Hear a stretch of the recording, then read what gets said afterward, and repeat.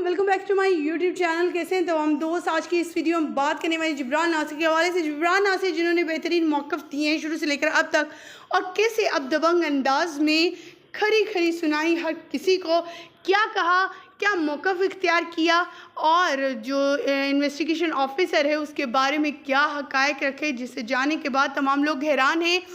आपको यहाँ डिटेल बताएंगे ये गैंग किस तरह से कहाँ कहाँ क्या कुछ कर रहा है। अदालतों से भी खेला जा रहा है, ना सिर्फ अदालत जहाँ पर बच्ची से खेला जा रहा था, उसकी ज़िंदगी से खेला जा रहा था, अब पुलिस और अदालतों को चकमे दिए जा रहे हैं। ये 21 साला लड़का इस कदर होशियार है, इसके पीछे कोई बहुत बड़ा हाथ है जो इसे बहुत सपोर्ट कर रहा है।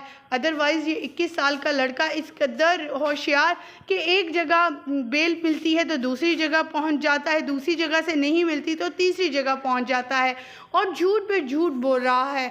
लोग जो है इसे तलाश कर रहे हैं, पुलिस एहलकार इसे तलाश कर रहे हैं, लेकिन ये है कि उनकी पकड़ में नहीं आ रहा पहले की तरह। अब भी कभी कहीं घूमता फिरता हुआ नज़र आ रहा है। 2000 इस वक्त जो है वो हैं जी शेल्टर होम में। उनका कहना है कि उनकी अपने मुबैना शौहर के साथ जो है नाचाकी हो चुकी है, कुछ क्लैशेस हो चुके, जिस वजह से वो अपने हस्बैंड के साथ नहीं रहना चाहती, और ना ही वो कराची जाना चाहती हैं अपने वालिदैन के पास, क्योंकि उन्हें जान का खदशा है।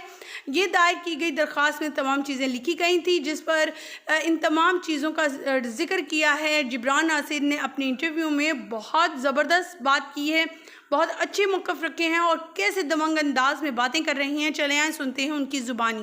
जी, साबका आईओ शौकत अली शानी साहब पेश हुए थे रिमांड रिपोर्ट के साथ। हमने कोर्ट को आगाह किया कि ये अब फ़िलहाल आईओ नहीं है। अदालत ने इसलिए कि अभी तक एक नया आईओ अपॉइंट नहीं हुआ है, तो आप समझ लें कि एक ट्रांजिटरी पीरियड के लिए कस्टोडियन ऑफ फाइल जो हैं वो साबका आईओ हैं, और जो कि रिमांड एक्सटेंड करना होता है मुलज़िमों का जो जेल में हैं, तो उनसे रिमांड रिपोर्ट एक्सेप्ट कर ली है। जहाँ तक एक प्रोग्रेस रिपोर्ट आपके सामने आई थी, जिसमें आप लोगों ने भी देखा था कि 33 नामों में से शबीर का नाम नहीं था, उस पर आज सवाल किया जज साहब ने, और आईओ ने कहा कि जी ये एक ऑनेस्ट मिस्टेक समझ लें, इत्तेफाक समझ लें, तो उसको उन्होंने अकॉर्डिंगली उस पर नोट कर लिया है। हमने कोर्ट को आगाह किया कि जी 25 वक्त दारुल अमान में है, पुलिस अगर उसको ढूंढना चाहे तो उसे पता है कि कहाँ जाके बाज़ियाब कराना और किधर एप्लीकेशन देनी है। उस पर अदालत का मौक़िफ़ था कि पुलिस को ऑलरेडी पता है कि उन्होंने क्या काम करने, मुझे उस पर स्ट्रेस करने की ज़रूरत नहीं है।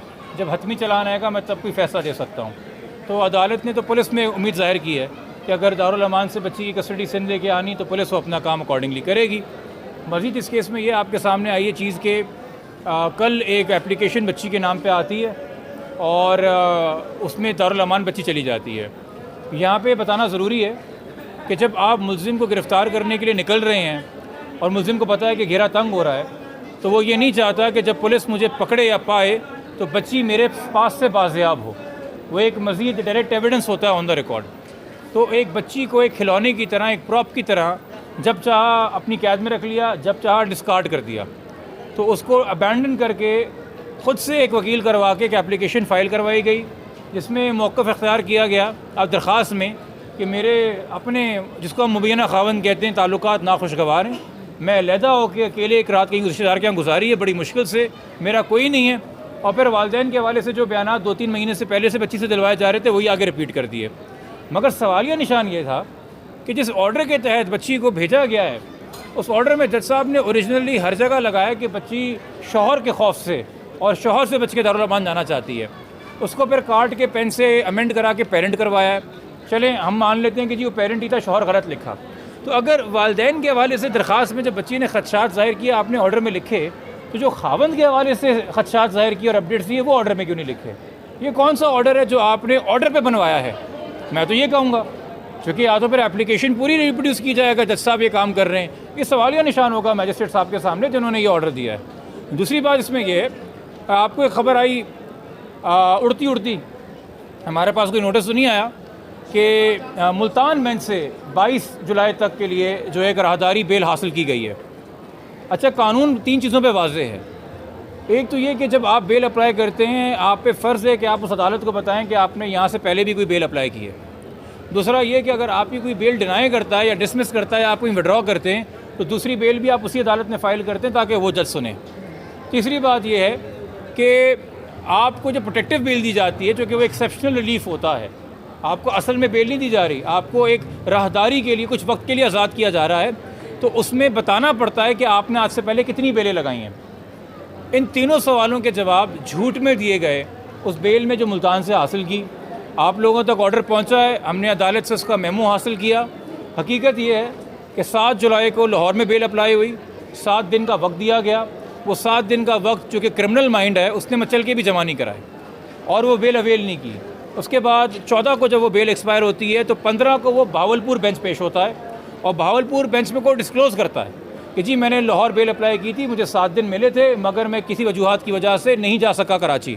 तो भावलपुर बेंच इससे इम्प्रेस नहीं होती और कहती है मजाक नहीं लगा हुआ कि आप जब आएंगे ये एक्स्ट्रा ऑर्डिनरी रिलीफ लेके जाएंगे। तो चूँकि वो एंटरटेन नहीं कर रहे थे, इन्होंने विड्रॉ कर लिया after arguing at some length. उसने फाइनलिटी अचीव कर ली थी। इनको दोबारा कोई बेल अगर लगानी थी तो भावलपुर लगाते, मगर इनको ये बात समझ में आ गई कि अगर हम अब लाहौर हाई कोर्ट की किसी भी बेंच को ये बताएंगे कि हम एक बेल अवेल कर चुके हैं और तब भी कराची नहीं गए तो मुश्किल होगी।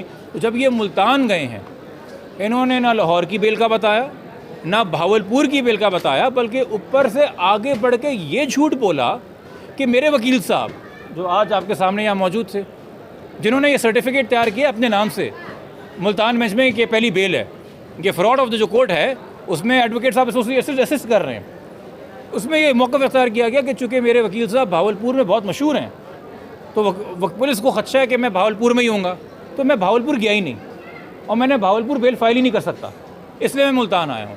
ना सिर्फ आपने छुपाया बल्कि आपने झूठ भी बोला। ये तमाम चीज़ें हम लाहौर हाई कोर्ट के सामने लेके आएंगे।